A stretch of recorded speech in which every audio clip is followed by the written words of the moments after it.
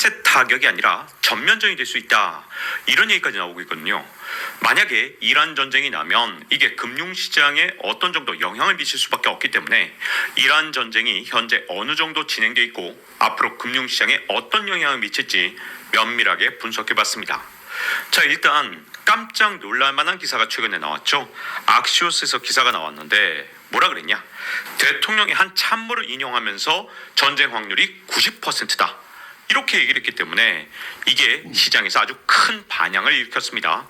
더군다나 뭐라고 기사에서 얘기를 하냐? 미국인이 인식하는 것보다 대규모 전쟁이 가까워졌다.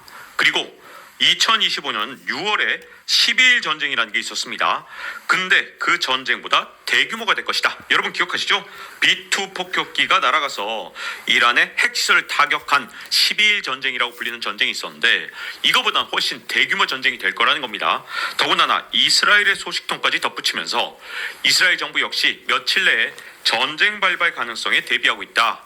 이렇게 악시오스가 기사를 썼습니다. 근데 제가 다른 건 몰라도 기자 생활을 26년 했잖아요.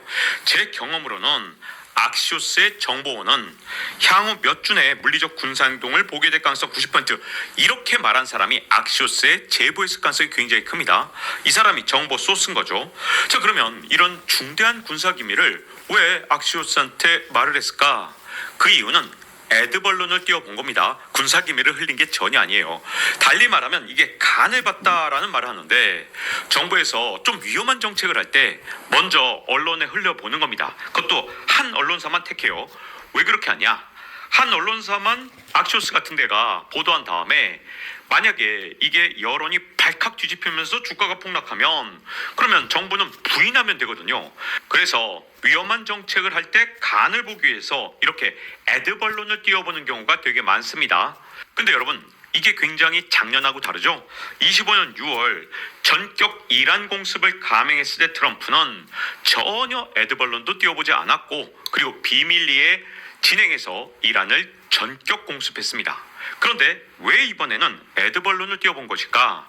그 이유는 이번에 이란 공격은 전면전일 가능성이 굉장히 크기 때문에 먼저 이렇게 대규모 공격이라고 애드벌룬을 띄워본 다음에 여론의 향방을 살펴보는 겁니다.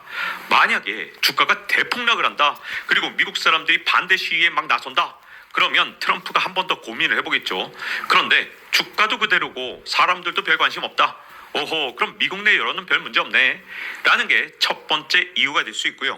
두 번째 애드벌룬을 띄워본 이유는 이란을 진짜 겁박하기 위해서입니다. 야, 우리 미국은 너희 이란 공격 가능성 90%야 이렇게 겁박을 해서 이란